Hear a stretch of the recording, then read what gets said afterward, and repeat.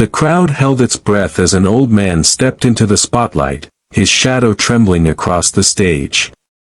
His suit was faded, his shoes worn thin, and his guitar, an ancient relic with scratches that told stories of hunger and hope, hung from his shoulder like a memory refusing to fade.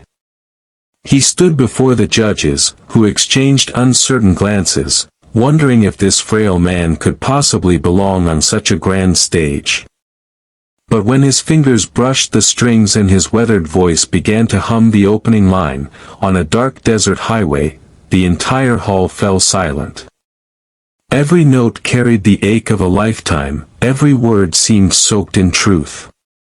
His voice wasn't perfect, but it was human, raw, broken, and beautiful. The audience felt something stir inside them, something real. He wasn't just singing Hotel California, he was living it. The lights reflected in his eyes like stars reborn after years of darkness. In that moment, no one saw a janitor or a forgotten dreamer, they saw a man pouring his soul into sound. As the final chord trembled in the air, a single tear slipped down a judge's face before their hand slammed the golden buzzer. Gold confetti rained down like blessings, and the old man fell to his knees, sobbing in disbelief. But behind his tears was a story that no one yet knew, a story that would soon change every heart in the room forever. Backstage, the roar of the audience still echoed, but Elias stood frozen, clutching his guitar like it was the only solid thing in the world. His calloused fingers trembled as he reached into his pocket and pulled out a crumpled, yellowed envelope, the same one he had carried for over 20 years. On it, written in faded ink, were the words, "To my son." Inside that letter were all the words he never had the courage to say, apologies, missed birthdays, promises he never kept. When he left his family, he told himself he would return when he was someone. But the years had taken his dreams, his pride, and the laughter of the boy who once called him Dad. He sang Hotel California tonight as a confession, not just to the world, but to the son who no longer knew his face. The haunting lyric, "You can check out any time you like, but you can never leave," mirrored the guilt that had followed him like a shadow. Just as tears began to fill his eyes, a young stagehand approached him, holding a new envelope. "Sir," she said softly, "someone asked me to give you this." Elias opened it slowly. Inside was one line, written with shaky handwriting, "I've been waiting for you, Dad. Noah." His breath caught. He looked up, scanning the crowd through blinding lights, and there, in the front row, stood a young man smiling through tears. Elias's heart broke and healed all at once. The cameras flashed and producers whispered, but Elias heard none of it. All he could see was the young man standing in the front row, his son, Noah. For years, he had imagined this moment in dreams that always ended before he could speak. Now it was real. His legs felt weak as he stepped off the stage, each step heavy with the weight of lost time. When he reached Noah, the young man didn't hesitate. He ran forward and wrapped his arms around his father. The crowd rose to its feet, cheering, but their embrace silenced everything else. Elias buried his face in his son's shoulder, trembling. "I thought I'd lost you," he whispered.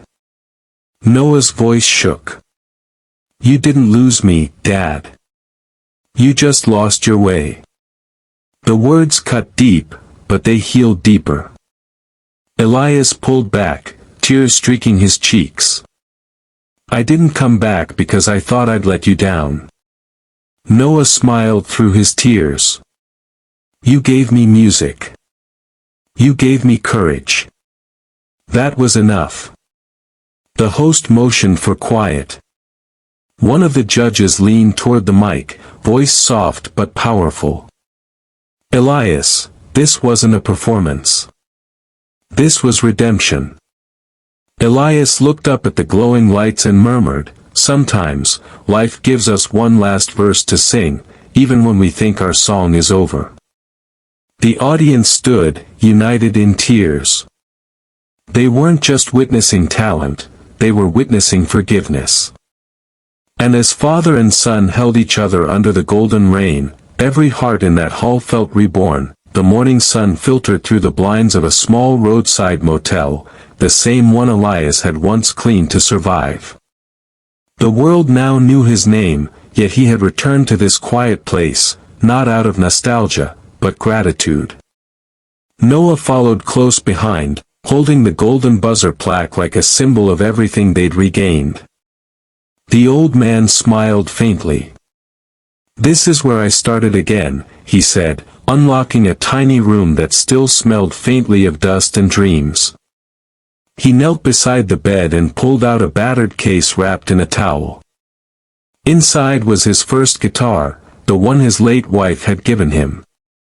"Your mother told me," Elias whispered, brushing its strings, "when I find my music again, I'll find you too." Noah swallowed hard. "Then you found both, Dad." "Play it with me," Elias said softly. Together, their fingers danced across the strings, creating a melody that wasn't perfect, but it was honest, alive, and whole. A knock interrupted them.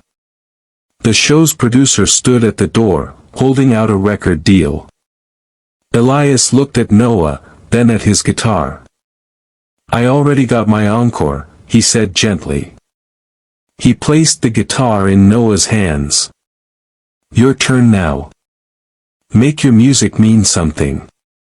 Outside, the wind carried their melody down the street, a father's redemption blending into a son's beginning. Months later, the lights rose over a sold-out concert hall. Every seat was filled, every heart waiting, but this time, it wasn't Elias on stage. It was Noah. The same song that once carried regret now promised renewal. As he strummed the opening chords of Hotel California, golden lights bathed the stage, shimmering like the confetti that had once fallen on his father. Elias sat quietly in the front row, hands folded, eyes glistening.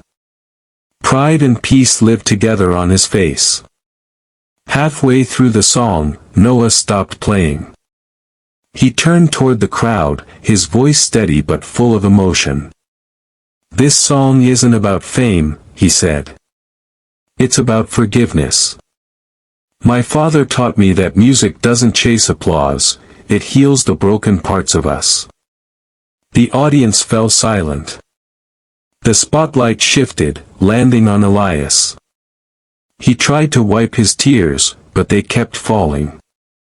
Noah stepped off the stage and walked straight to him, offering the microphone. "Your verse, Dad," he whispered. Elias took a deep breath, his voice trembling as he sang the final chorus. The hall filled with voices joining in, 1,000 strangers singing as one. When the last note faded, Noah wrapped his arm around his father. The crowd stood, roaring.